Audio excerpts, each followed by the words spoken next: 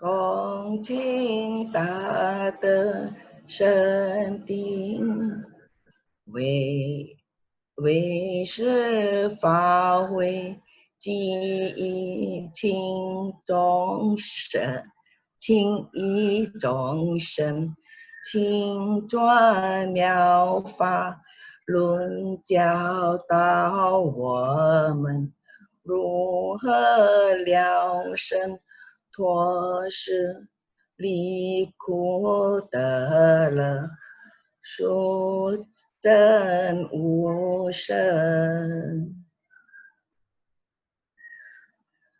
Will the Sangha with great virtue out of compassion for the sake of this assembly and all living beings, please turn the wonderful Dharma wheel to teach us how to live suffering and attain bliss and end birth and death and quickly realize non-birth. Namo tassa bhagavato arahato samma sambuddhassa. Homage to the blessed, noble, and perfectly enlightened one. Namo sadanto suchetoye alahati sanmiao sanputo che. 无上甚深微妙法，百千万劫难遭遇。我今见闻得受持，愿解如来真实义。Supreme and wondrous Dharma, subtle and profound, rarely is encountered, even in a billion eons. But now we see and hear it and accept it reverently. May we truly understand the Buddha's actual meaning. Hello everyone, welcome to class number 22. And we had Lucy who was requesting Dharma. Not bad, Lucy, for first, if you said that was your first time, that's pretty good for first time. And then with more practice, then it gets better. Today we have a very interesting class based on Medicine Master Buddha's vow number 9. I'm going to, it may seem like I'm going off tangent, but we'll see. All right. So we'll begin by reciting Medicine Master Buddha's name 7 times. Namo, quelling disasters, lending life, Medicine Master Buddha. Namo, quelling disasters, lending life, Medicine Master Buddha. Namo, quelling disasters, lending life, Medicine Master Buddha. Namo, quelling disasters, lending life, Medicine Master Buddha. Namo, quelling disasters, lending life, Medicine Master Buddha.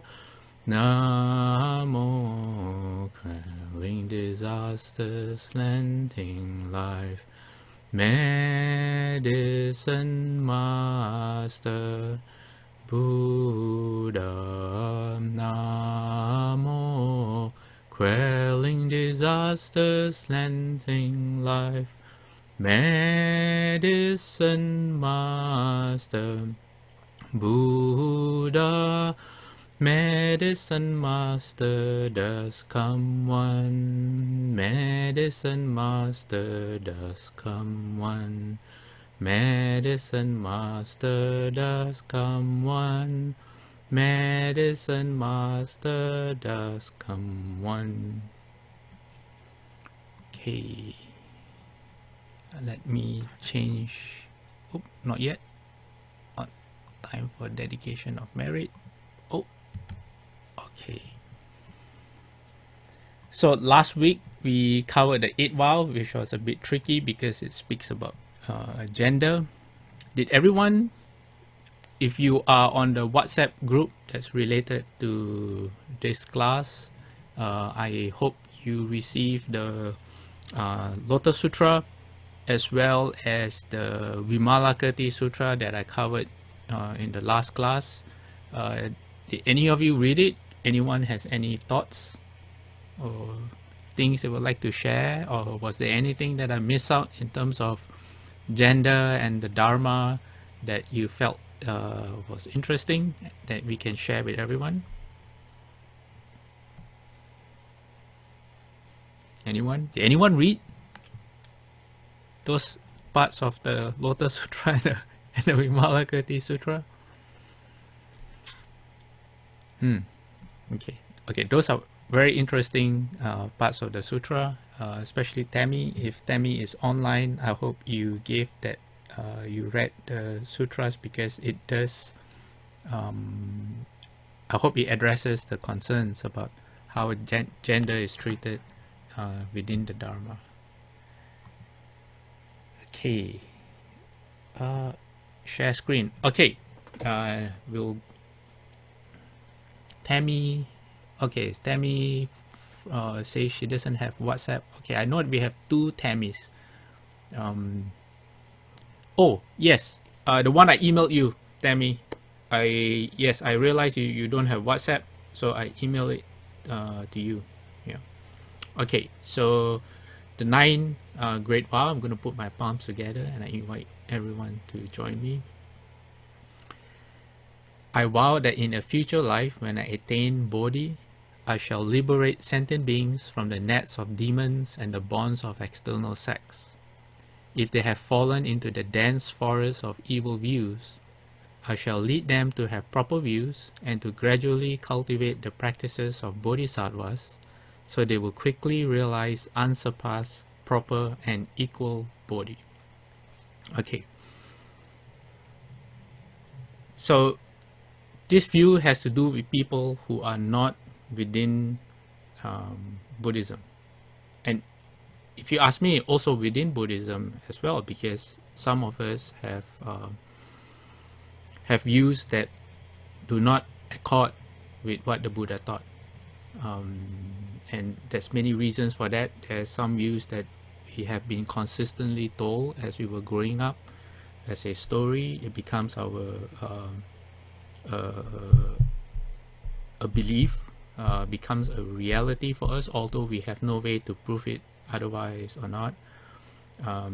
Sometimes it's just a feeling inside us that we think certain things are that way. And what are these feelings? Well, the next slide is going to show us. But first, before we go to the next slide, in Buddhism, when we talk about external sects, it doesn't. I used to think that external meant that it fell outside of the Buddha's teachings. But if you look at, I think Shufu said before, there's nothing that escapes the Dharma realm. Everything is within the Dharma realm. So external isn't so much outside the teachings, but external is also seen as seeking outside. That means you look for the solutions outside of yourself. I think that's a better way of understanding what external means. So instead of relying on your own self-nature, going inside and investigating inwards to break our ignorance, we depend on either external, anything external, like external gods or external means or factors. So because of this, even during the Buddha's time, there were many schools. There were up to 18 different schools that were considered externals or externalists. Yeah. And then Medicine Master Buddha uses the language of nets. It's in the second line of on your screen. He said, liberate sentient beings from the nets of demons and the bonds of external sects. So nets and bonds have the, it gives the visualization of being trapped. You know, a net is a very primitive but effective use even till now, a way to trap animals, sometimes trap people. If you watch movies, you know, there's almost every Hollywood movie, if there's a trap set in the jungle, it's always a net.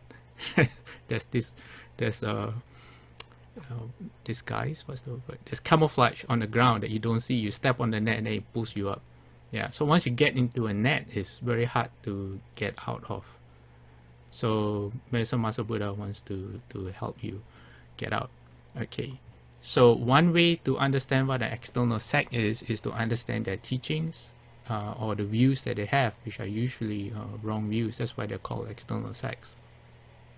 So there's 5 major wrong views, and we've covered this before, so I'm not going to go into detail today. So number 1 is the view that there is a perduring self or soul that exists in reality. That means you feel you have the feeling or the belief that in your next life you're still going to be you, and in your past life you were you, but of course you, unless you have a way to remember, it's just a belief, it's just a view. There's no way you can prove it until you start investigating inwards. And then number 2, extreme use in permanence or I have a problem pronouncing this word.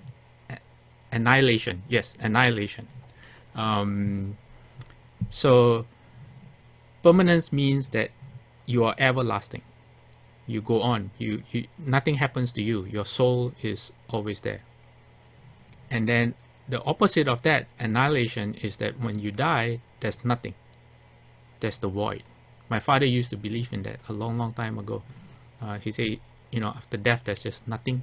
There's emptiness, but not the emptiness of Buddhism, but instead emptiness of nothingness, a void. So those are extreme views. And the Buddha actually said, he explained the middle way as neither attaching to permanence or annihilation. That's one way to understand the middle way. Number 3, fallacious views, the denial or disbelief in the efficacy of karma, or cause and effect, rebirth. So karma meaning action, rebirth, and causality. So you think that everything happens by luck. You don't believe that everything has a preceding cause to the effect. Number 4, the rigid attachment to views. This is very common, where you mistakenly and stubbornly cling to one's own speculative views as being superior to all others. So not only do you have a view that is speculative, meaning you cannot prove that your view is right, but you go one step further and you say that your view is better than everyone else's, which is, you know, kind of absurd if you really think about it. But that's a very strong view that many people in this world have. Yeah, we don't have to go too far to know what those views are.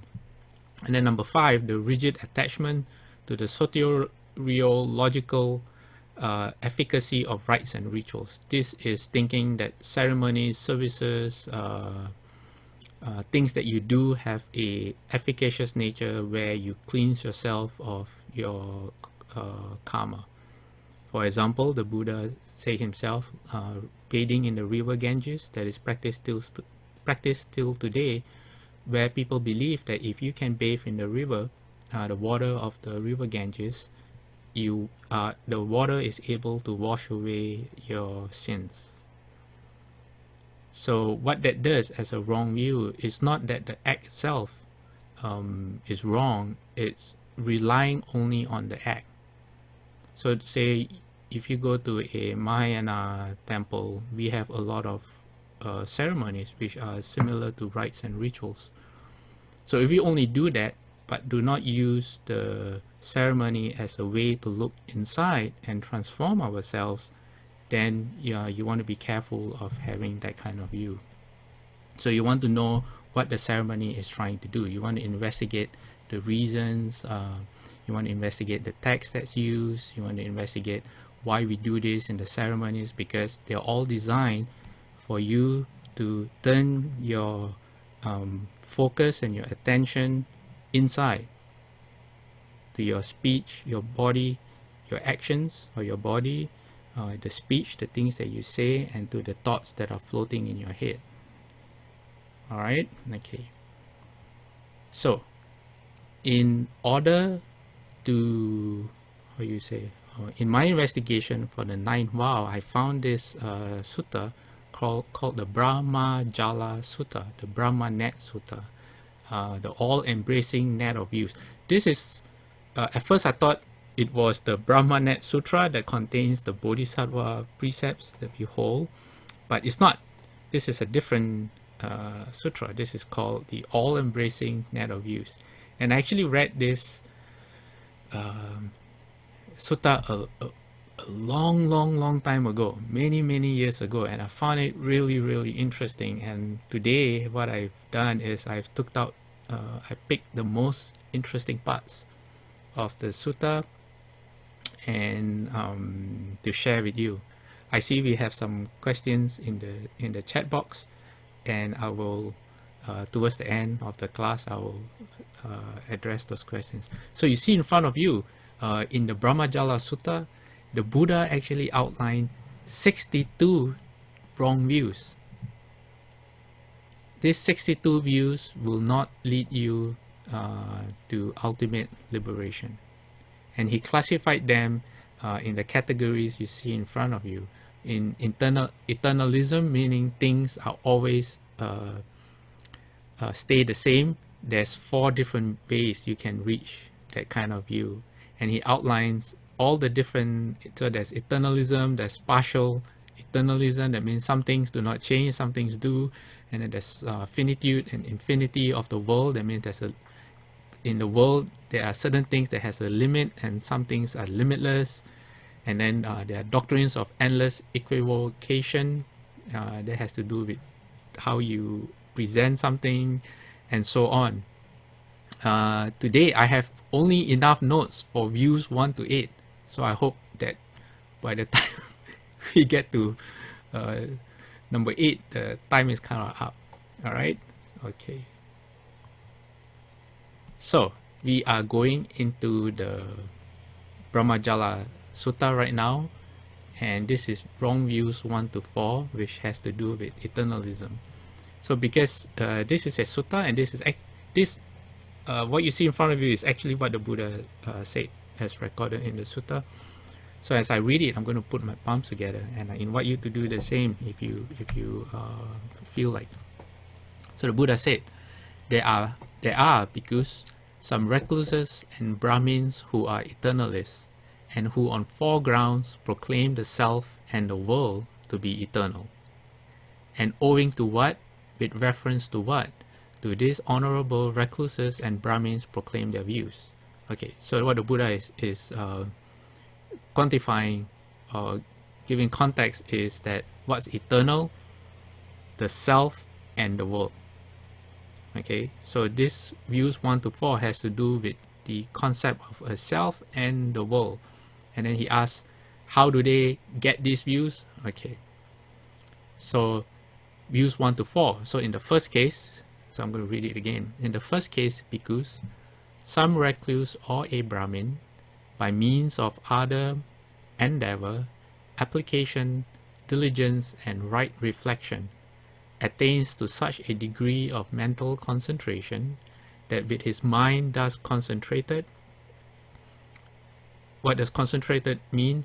A purified mind, a clarified mind, a mind that's unblemished and devoid of corruptions. He recollects his numerous past lives. Okay, and this is where it gets interesting. So the Buddha is saying a person through other endeavor, application, diligence, and right reflection. Okay, that means he's doing it right. This person, either a recluse could be a mendicant like a monk, a yogi. Ron asked about are yogis external sects? Well, here's the answer to your question. Brahmin, meaning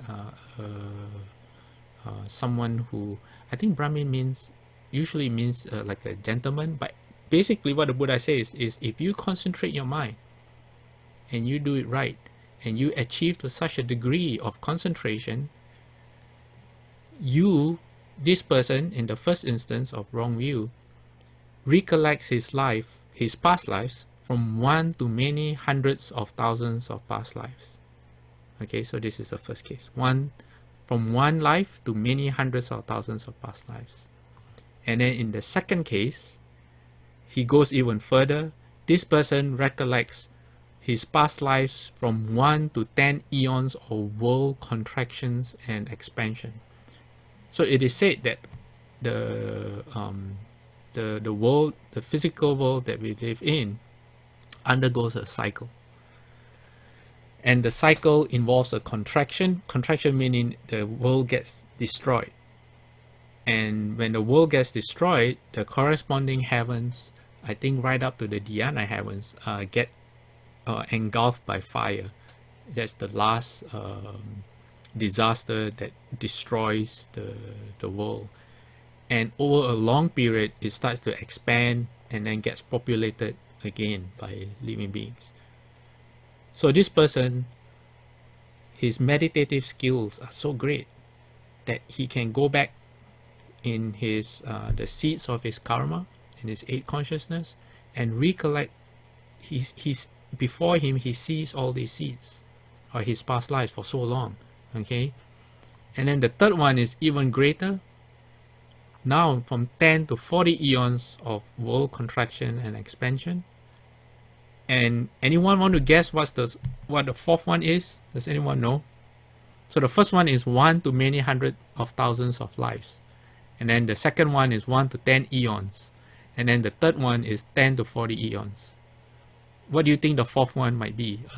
Do you think it might be a longer lifespan? Okay, so Andres says beginningless time. Okay. Actually not. Okay, this is someone who probably has nothing better to do. The Buddha says a rationalist and investigator. He declares his view hammered out by reason, deduced from his investigations, following his own flight of thought. It's interesting that the Buddha says hammered out by reason, because that just happened literally outside BBM, Berkeley Buddhist Monastery. We have some volunteers who are replacing our sidewalk with very nice pavement bricks. And in order to do that, they have to remove some of the old concrete. And one of them, Gong, I was actually helping Gong trying to hammer out one of the pieces of concrete that they had broken up so that they could replace the concrete with the tile. So hammering out by reason is like a force. It's not a gentle way. It's a very forceful way. Yeah. So what do these four people do? These four instances. Okay. What happens? Okay. In every one of this, the Buddha says, he recalls, then I had such a name, belonged to such a clan, had such an appearance, such was my food, such my experience of pleasure and pain, such my span of life. Passing away thence, I re-arose there, meaning when he recalls, he can remember his death and then he remembers being born. And then there too, I had such a name, belonged to such a clan, had such an appearance, such was my food, such my experience of pleasure and pain, such my span of life. And then passing away thence, I re-arose here. So the Buddha says, thus he recollects his numerous past lives in their modes and their details. So this person can go back and look at all his seeds of all his past lives and he remembers his name, his surname, which what clan means, you know, the village or the culture you're from, the society, the family. He remembers what he or she looks like, the food and the drink that you had, the things that brought you pleasure. Imagine.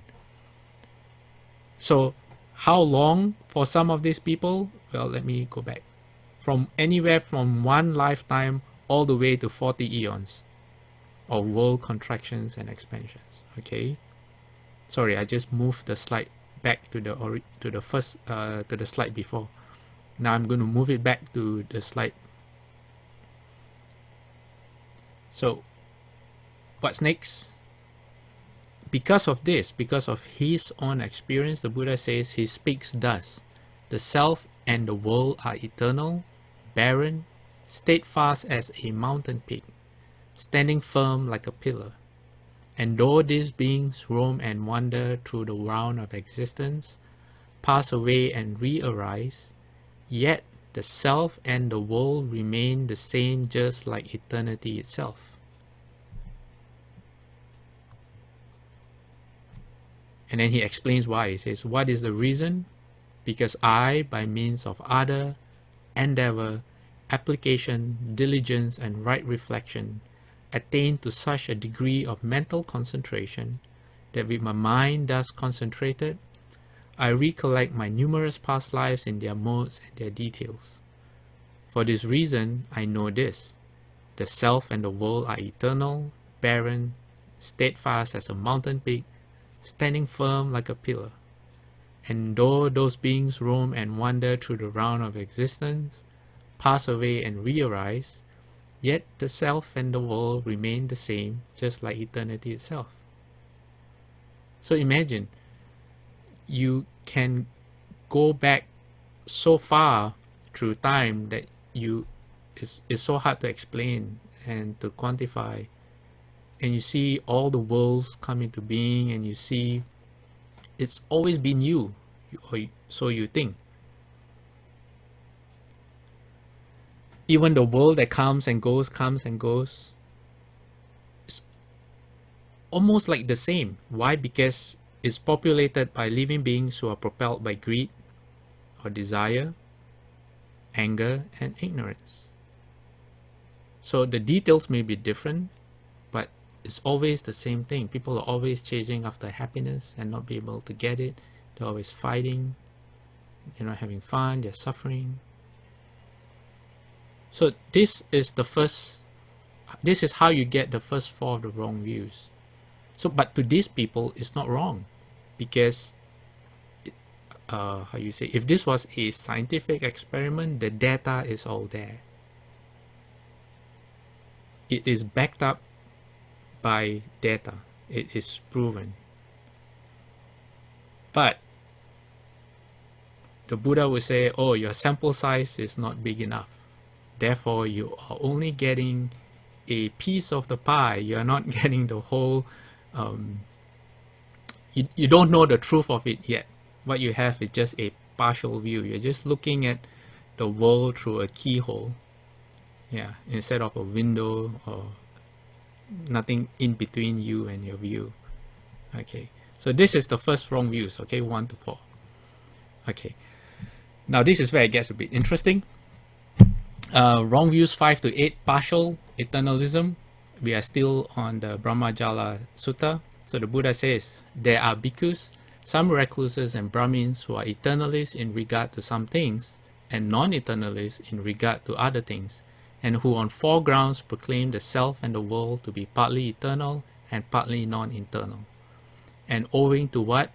With reference to what? To these honorable recluses and Brahmins proclaim their views. Okay. So the Buddha says, there comes a time, bhikkhus, and after the lapse of a long period, this world contracts or disintegrates. Remember we talked about that. It says, while the world is contracting, beings for the most part are reborn in the Abhasara Brahma world. There they dwell, mind-made, feeding on rapture, self-luminous, moving through the air, abiding in glory. and they continue thus for a long period of time. Okay. The Buddha says when this world, or when any world starts to contract and it ends, the beings of that world are born in what's known as the Abhasara Brahma world. What is the Abhasara Brahma world? We're going to find out. Okay, and that is really apparently is one of the happiest, most blissful places where people can still, living beings can still feel bliss. That's why it is known as, they are known as feeding on rapture. And we're going to revisit this rapture in the future slides today. Okay. So before we go on to what the Buddha has to say in the Brahmajala Sutta, I thought it would be interesting to look at this heaven called the Abhasara Brahma world. It's one of the heavens. So the realm of the Abhasara deities, the deities, you can say they are gods and they live in this realm. It corresponds to the second jhana or dhyana, second dhyana. So meaning, I'll read the text and I explain. The ordinary consciousness of the beings there is the equivalent to that experienced by a human meditator who has entered second jhana. Meditation on karuna or compassion is also given as a way to rebirth among the Abhasara Brahmas.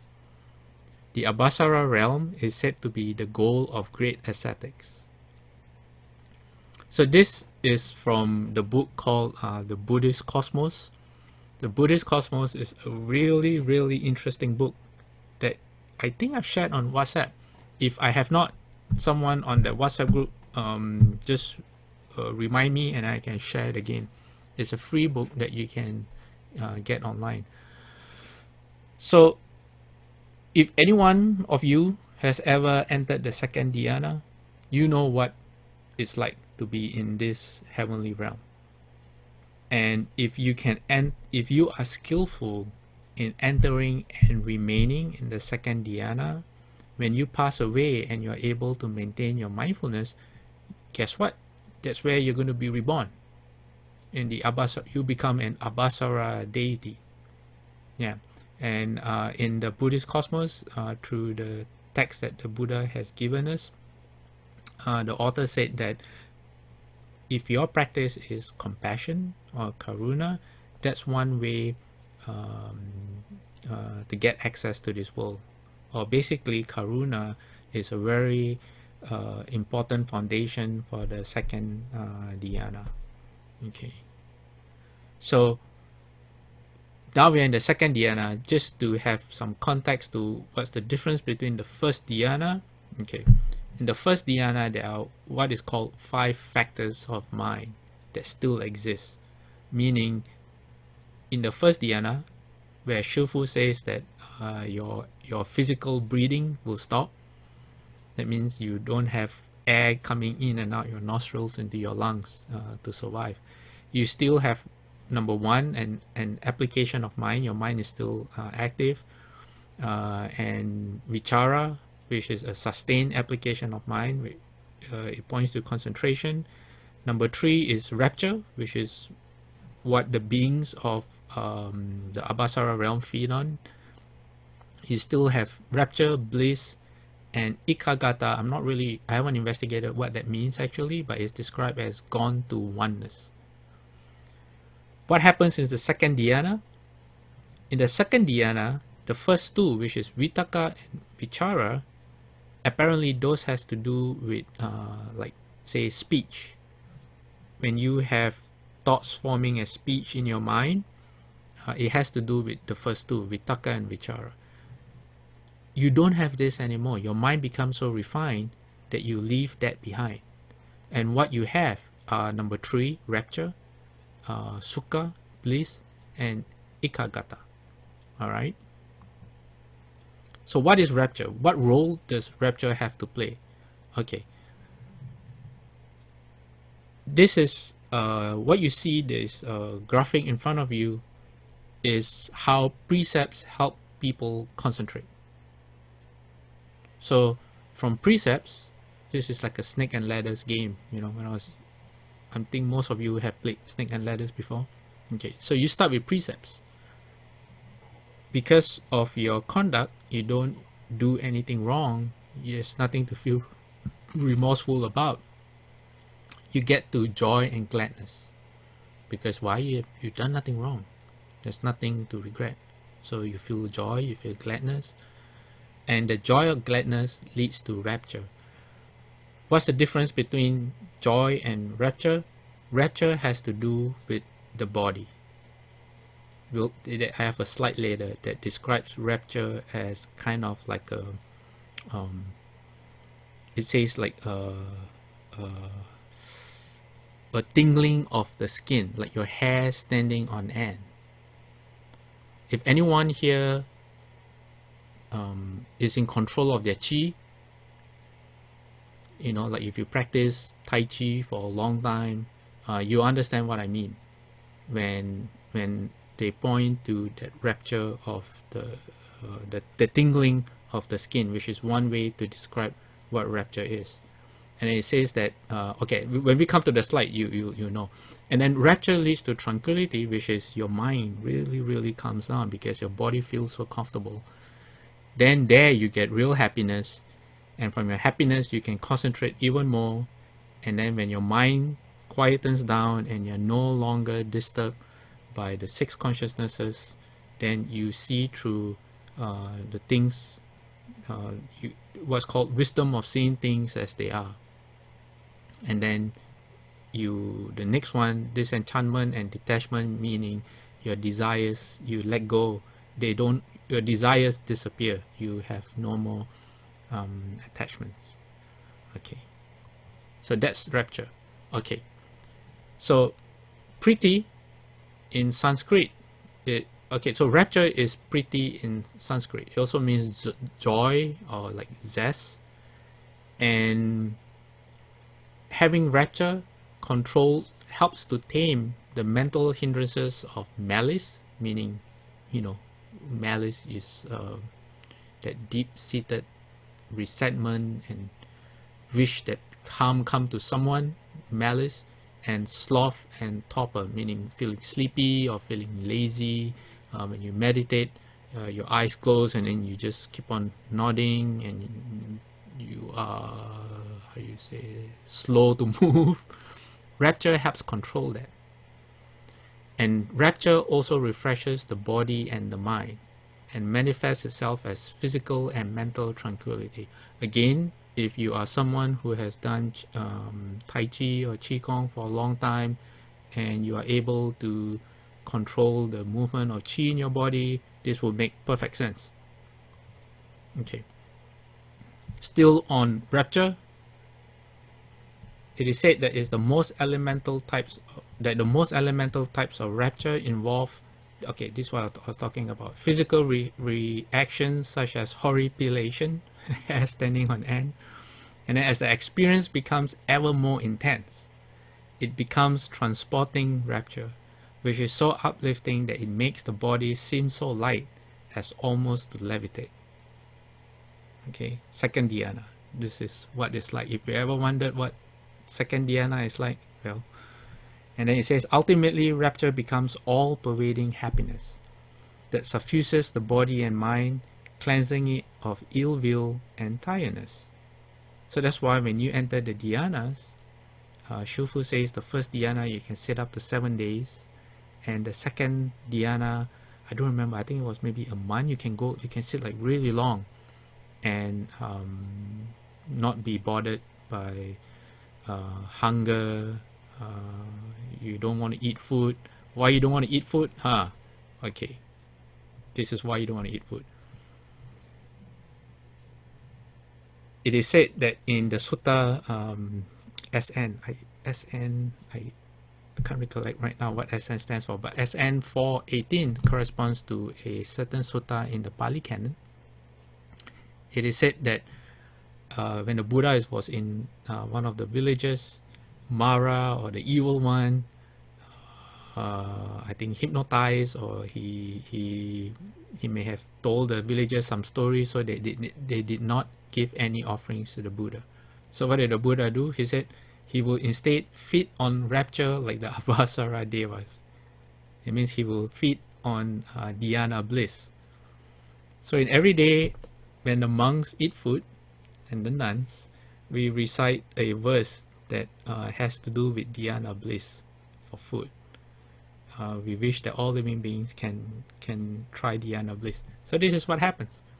In the second dhyana, beings of the Abhasara realm, it is said that they feed on rapture. Rapture, it becomes their food. Okay, it's very interesting because they say that the best sound in the entire cosmos is said to be the sound of the Abhasara beings continually exclaiming, "Oh the bliss, oh the bliss." I'm not quite sure what to make of that, but that's in one of the suttas, and the reference number is there in case you want to find out more. Okay, so they are said to be overflowing with happiness, drenched with happiness, completely filled with happiness, and immersed in happiness. So when it's stated 4 times, overflowing, drenched, completely, and immersed in happiness, you know that the happiness is a really special kind of happiness. Okay. So I think this is the last slide about the heavens before we go back to the Brahmajala Sutta. So it says the physical realm inhabited by the Abhasara Brahmas or gods or deities is described as a most excellent jewel covered level plain, a bit like the Pure Land, right? And the name Abhasara can be interpreted as shining body, and descriptions of these beings emphasize their radiance. It is said that their bodies are like the flickering flame of a torch. So these are not physical beings, and they are luminous. So it says like a flame. And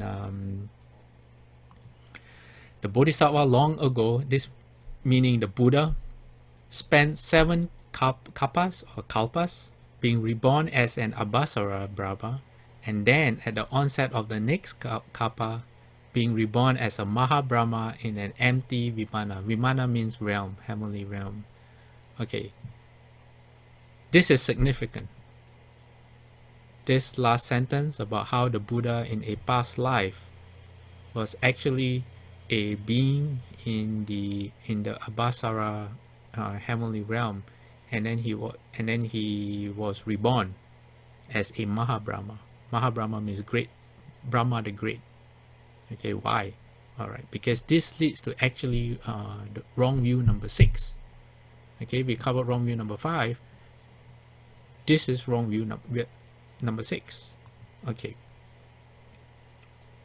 Oh, there's one more slide. Okay, some more interesting anecdotes. Lifespan, if you're being there, you can have a lifespan anywhere from 2 to 8 kalpas, depending on how much mastery you have over the second dhyana. Again, their lives are extremely joyful and very long by human standards. They outlive entire world systems. You see the world systems come into being and being destroyed. And yes, here it says because they do not have the mental factors of vitaka and vichara, which are associated with speech and thought, that exist in blissful inactivity. They're just meditating all day long in the second dhyana. But although this can be seen as a very high accomplishment, it says these beings too are part of samsara, meaning they still have birth and death. Even their existence in this realm is not forever. And when their long lives at last come to an end, they are, unless they have attained to some degree of awakening, subject to rebirth in the lower realms. So I guess what this means is that some people have different levels of awakening, and instead of falling from the Abhasara realm, they actually proceed on the path. They might be arhats on the various levels of arhat stage, and then they proceed. Okay, now going back to the Brahmajala Sutta, this is the Buddha speaking again. He says, there comes a time, bhikkhus, when after the lapse of a long period, this world contracts, disintegrates. While the world is contracting, beings for the most part are reborn in the Abhasara Brahma world. So this slide we have read through in the beginning, it's here to pull your concentration back to where we begin. And then the Buddha says, there they dwell, mind-made, feeling on rapture, which we talked about, self-luminous, like a flickering flame, moving through the air, abiding in glory. And they continue thus for a long, long period of time. Okay, then what happens? The Buddha says, but sooner or later, bhikkhus, after the lapse of a long period, there comes a time when this world begins to expand once again. While the world is expanding, an empty palace of Brahma appears. Then a certain being, due to the exhaustion of his lifespan or the exhaustion of his merit, passes away from the Abhasara plane and re-arises in the empty palace of Brahma. There he dwells, mind-made, feeding on rapture, self-luminous, moving through the air, abiding in glory. And he continues thus for a long, long period of time. When the Buddha says this, the Buddha is actually speaking from his own experience. You could say he's talking about himself, because he was in the Abhasara plane for 7 whole kalpas. And it's interesting because before he gets to the Brahma realm, spontaneously a palace appears waiting for him. Isn't it amazing? Okay, all right. So he's there all alone. So he says, then, as a result of dwelling there all alone for so long a time, there arises in him dissatisfaction and agitation. And he yearns, oh, that other beings might come to this place. And just at that moment, due to the exhaustion of their lifespan or the exhaustion of their merit, certain other beings pass away from the Abhasara plane and re-arise in the palace of Brahma, in companionship with him. There they dwell, mind-made, feeding on rapture, self-luminous, moving through the air, abiding in glory. And they continue thus for a long, long period of time. So the Buddha says, as the first Brahma, the Maha Brahma, after a long time you start to feel lonely. And just as he has the thought of wanting some friends to accompany him, guess what? It corresponds to the passing away of some gods from the Abhasara plane, and they reappear in his palace, and then they can fly around and feed on rapture together and have each other's company. All right. And Buddha says, thereupon the being who re-arose there first thinks to himself, I am Brahma, the great Brahma, the vanquisher, the unvanquished, the universal seer, the wielder of power, the Lord, the maker and creator, the supreme being, the ordainer, the almighty, the father of all that are and are to be. Wow. Check out the ego. How many titles he gives himself. Okay. It says, and these beings have been created by me. What is the reason? Because first I made the wish, oh, that other beings might come to this place. And after I made this resolution, now these beings have come. So Mahabrahma, the great Brahma, thinks that through his mind, he created all his friends that are around him right now. And there are stories in the, it just occurred to me while reading this, that there are stories where the Arhats meet Mahabrahma during the Buddha's time, the current Mahabrahma. And in front of the other Brahmas, he claims to know everything. And then he whispers to the Arhat, he said, please stop asking me this question because actually I don't know the answer. But I have to appear as if I know. Maybe in the next, let me see if I can find out that story. I remember that the story vaguely, but I don't have the specifics, but it's very funny. Yeah. Okay. So the Buddha says the great Brahma just as he has the thought and his friends appear, he thinks he's the greatest. And what happens to all the beings who are around him? Okay.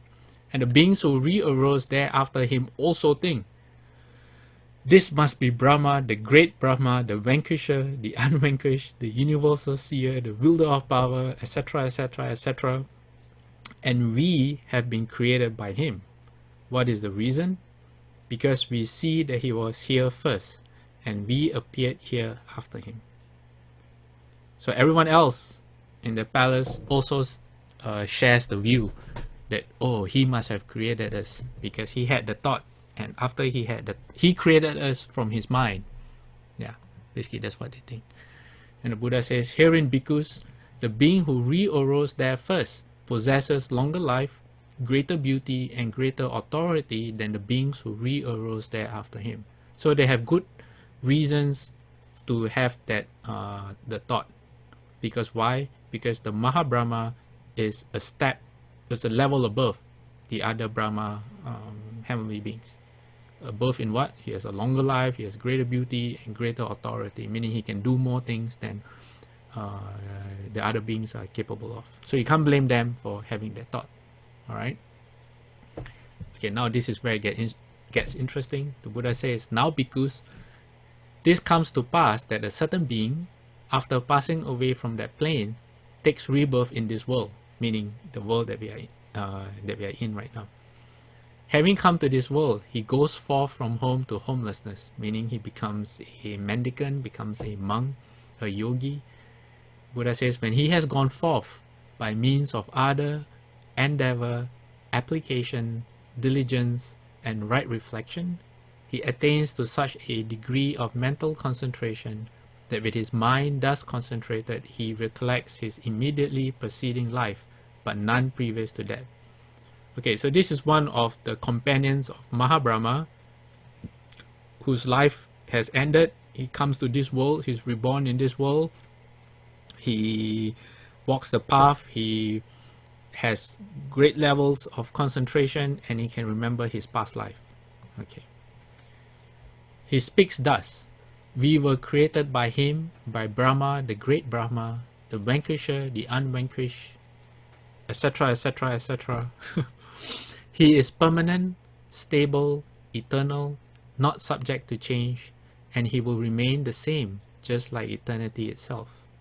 But we who have been created by him and who have come into this world are impermanent, unstable, short-lived, and doomed to perish.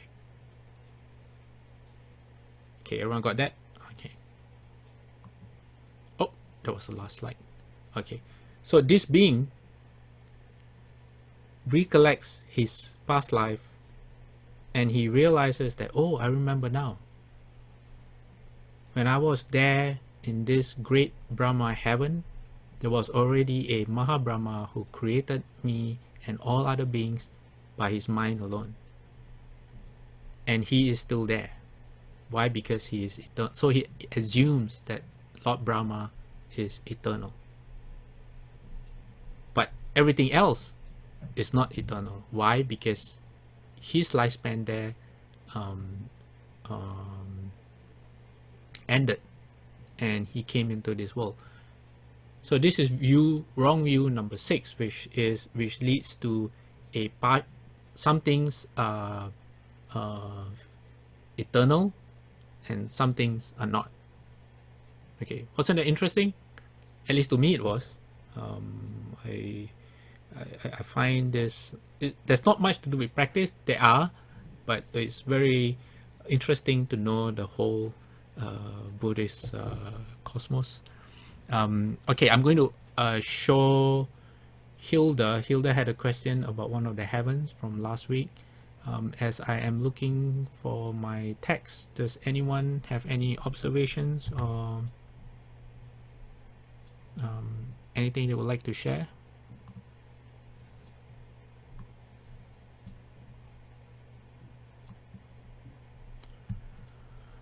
Okay, let me increase this. Okay, this is from the book Buddhist Cosmos. Let me show you what the cover looks like. Go back to your WhatsApp group and you should have this in I did send a copy out. Okay, what I'm looking for is on page 17, and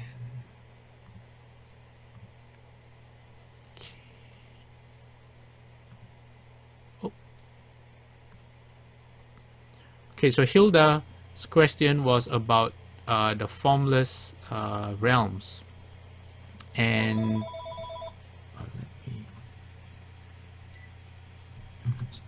okay, so Hilda's question was on the formless realms. Hilda, would you like to ask your question again? Yes. I was asking about what kind of meditation the people were doing in order to get to the formless realm, where it was consciousness only and it was limitless consciousness only. The question was basically, what was the meditation topic? Because as we are always taught about the different types of schools, the meditation, the Chan school would focus on a Huato, and then there are other schools such as Amitabha school, where the repetition of the Buddha's name is the topic during meditation. So I was just wondering, how can someone who would recite the Buddha's name or the Bodhisattva's name get into a consciousness only, move from reciting the Buddha's name into a consciousness only realm? Okay. Okay, first of all, if I understand what you meant as consciousness realm, the last time we spoke, there's something called the Arupa Bhumi that I'm going to highlight on the screen. It's called the formless worlds, and there are 4 realms there that in English has the plane of neither perception nor non-perception, plane of nothingness, the plane of infinite consciousness, and the plane of infinite space. So these mind-only realms correspond to the formless jhanas. What are the formless jhanas? When people talk about the dhyanas, they talk about, there are actually 8 dhyanas. But more commonly, we talk about the 4 dhyanas. And in the 4 dhyanas, the Buddha famously, before he entered Nirvana, he cycled through the 4 dhyanas. He went from the first dhyana up to the 4th dhyana, and then correspondingly from the 4th dhyana, he came back down 4th, 3rd, 2nd, and then the 1st dhyana.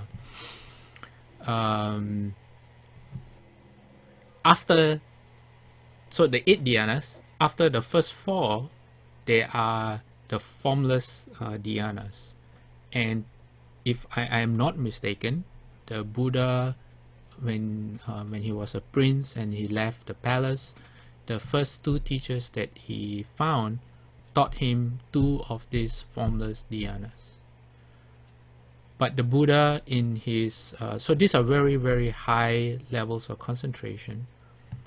And then the Buddha, through his investigation of the dhyanas, these 4 formless dhyanas, he realized that they don't provide an answer to the ending of birth and death. Because mental activity, I don't have the details, but I think because all mental activity kind of stops there in varying degrees, it doesn't lead to wisdom.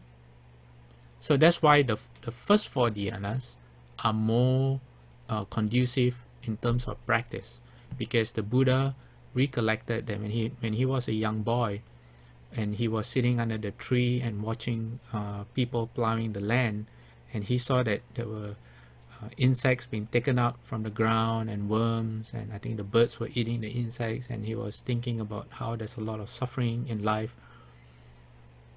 I think his levels of compassion and kindness brought him into the first dhyana. And then he realized that in the first dhyana there was a sense of joy. And he came to this realization after he subjected his body to a lot of stress. he ate one sesame seed a day because he thought that by denying himself all sense pleasures and mortification of the body, which is a wrong view, if you remember that we read about what were the 5 wrong views, he thought that that would lead him to ending birth and death. So then he realized there's nothing to fear from the joy and rapture from the dhyanas. So that's how he reversed his act of mortification of the body, and he went to the middle way, which is he accepted the curse from the deva who appeared as a girl, and when he came out of the river, and then he started using the dhyanas and to open up his wisdom. So that's the difference between the first 4 dhyanas and the remaining 5 to 8 dhyana. And then to your question about what forms of contemplation, I don't have the details of what was taught to the Buddha from his 2 teachers, but I think that no matter what, as outlined in like the Shurangama Sutra, and what's the other one, the dharma door that you use, whether it's reciting the Buddha's name, if you are concentrating on your breathing, is an initial expedient to calm the mind down. And then as you go deeper in your levels of concentration, even the dharma door gets dropped. You leave your dharma door behind. And I think that happens before even like how you say, I can't say I know for sure. I'm sure there's some text or shastra that explain this in detail from people who have actually done it. Usually it happens like, how you say, from my understanding, it happens like pretty sudden for people who have not been able to do it in a sustainable way. That means your foundation is not strong yet. So it happens more not by design, but by, I wouldn't say by accident too, but you're laying the foundation, but it's not in a way that's repeated. And in those instances, it happens pretty abruptly sometimes. You're just doing something and then the mind just drops and you get into that meditative state. So I would think, yeah, and I'm just conjecturing here, I would think that whatever dharma door you use, it gets to the dhyanas. I wouldn't worry about what form of meditative practice that you have. As long as you're able to apply it in a way that calms the mind down and you're using the precepts not in a hard fashion, but in a way that transforms your let me show you that slide. If you're using the precepts in order to reduce your mental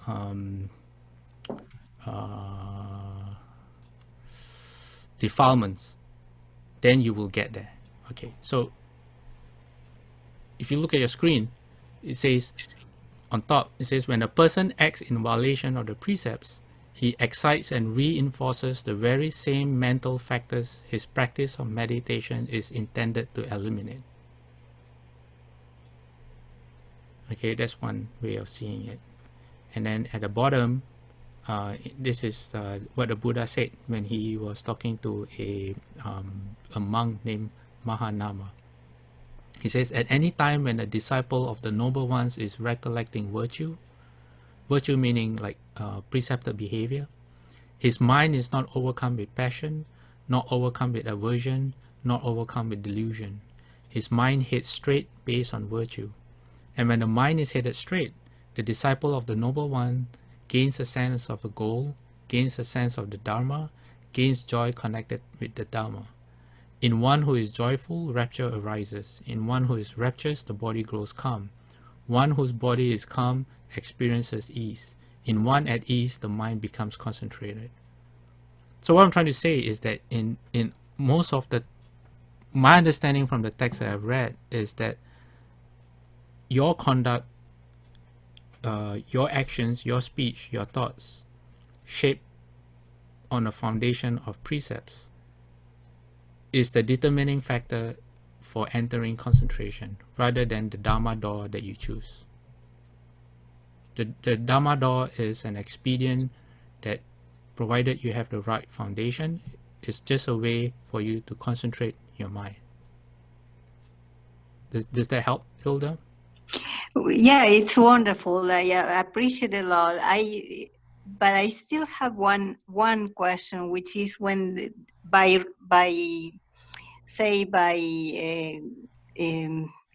at a certain moment that the dharma door drops, what is still in the mind? If it's Okay, you are worrying about, the temperature of the water before you get into the shower. And the only way to know is to put your hand in the water. So the only way to answer your question, for you, it will be different from other people. But the only way for you is to find out. okay. Yeah. Even if I could give you the answer, it's not useful to you, because you wouldn't even know what I'm talking about. You have no it will be really, really difficult to contextualize another person's experience, number one. Number two, it is absolutely not helpful at all, because it's going to give you false thinking. And when your mind gets really calm, you start to wonder, oh, am I there yet? And then you just destroyed your chance. Okay? Yes. All right. So these type of things, the less you know, the better. It will happen when your foundation is correct. Okay. Think of Elder Master Xi Yin. He was waiting for his potatoes or his roots to boil, the water to boil, so that he could he put in his food to eat, and he entered dhyana. And when he heard the knock on the door, he opened his door, invited his fellow monks in for lunch. He opened his pot and found that the mole had grown a few inches. Right? Do you think it was the dharma door that made the difference, or that his holding of the precepts and the way he regulated his thoughts made the difference? So, right? Yeah, In the end, you can recite the Buddha's name, you can count your breaths, you can do a lot of other things. It all works if you have the right foundation. Then you find out what happens when the dharma door drops. What happens to the mind? All right. Okay. Amitabha. All right. So time to dedicate merit. Okay.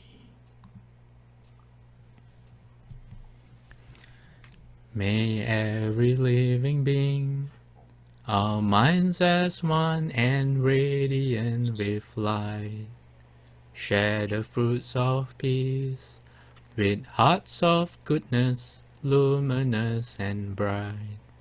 If people hear and see how hands and hearts can find in giving unity, may their minds awake to great compassion, wisdom, and to joy. May kindness find reward. May all who sorrow leave their grief and pain. May this boundless light dispel the darkness of their endless night. Because our hearts are one, this world of pain turns into paradise. May all become compassionate and wise. May all become compassionate and wise. Okay, everyone, sorry for going over time today. We will see you next week. Amitabha.